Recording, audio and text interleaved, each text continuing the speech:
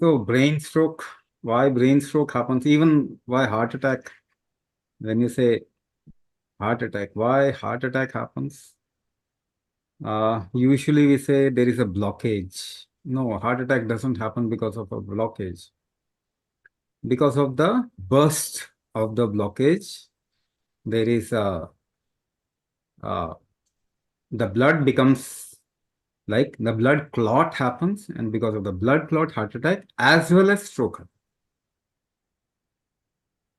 So stroke happens because of a blood clot in the brain. So why would the body cause a blood clot inside?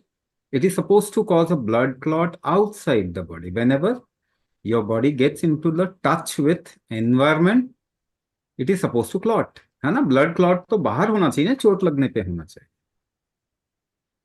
तो ऐसे अंदर क्यों हो रहा है? और ये बहुत ज्यादा हो रहा है.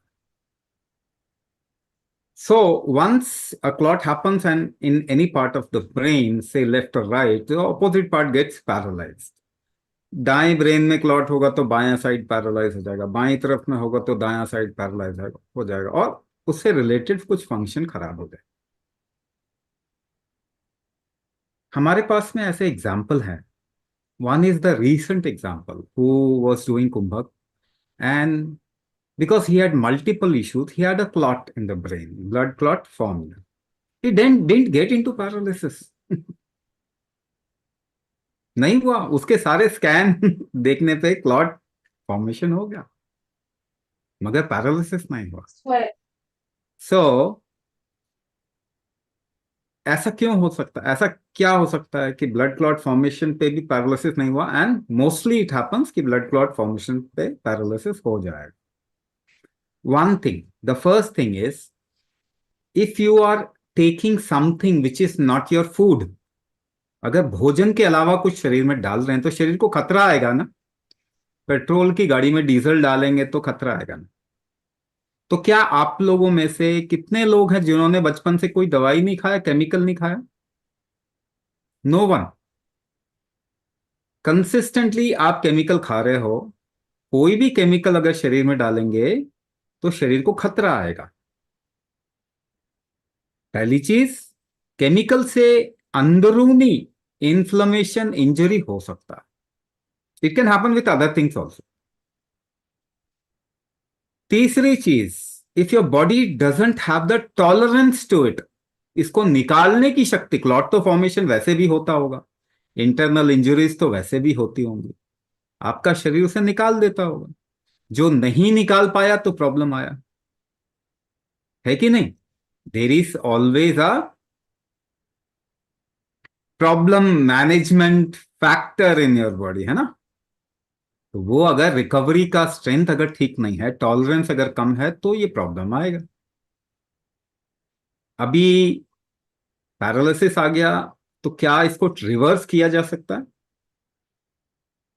So we had a patient of paralysis in the right side, left brain में क्लॉट फॉर्मेशन हुआ था. He is a professor, architecture professor of Delhi university. उन्होंने कुंभक किया, and in 6 months time 95% recovery उनके अंदर हो गया. So how will this recovery happen? ये रिकवरी कैसे होगा? तो कुंभक क्या क्या काम करेगा? First thing, if there is a right amount of pressure within the body, if you create pressure, the clot will actually move away and get thrown out of the body. अगर pressure system आपका ठीक है तो कोई भी detox process जो होता है ना, वो सही होता. Second thing, kumbhak will create tolerance. Tolerance जैसे ही होगा ना, तो द क्लॉटिंग एस्पेक्ट, है ना, द फ्रीक्वेंसी ऑफ क्लॉट और द व्हाट यू से कि टेंडेंसी ऑफ क्लॉटिंग, वो कम हो जाएगा. नहीं तो क्या है, पूरी जिंदगी भर वो एस्प्रिन खाते रहेंगे या फिर इस तरीके का कोई ब्लड थिनर खाते रहेंगे ना. कुंभक करेंगे तो वैसे ही ब्लड क्लॉट का टेंडेंसी कम हो जाता है.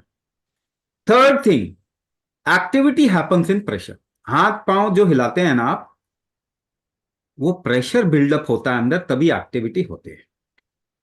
अब वो प्रेशर बिल्डअप नहीं हो पा रहा, तो प्रेशर बिल्ड करेंगे अंदर तो एक्टिविटी शुरू हो जाए.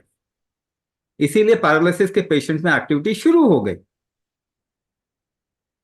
राइट। सो कुंभक, एक तरीके से मैंने आपको कुंभक बताया कि क्या क्या करेगा।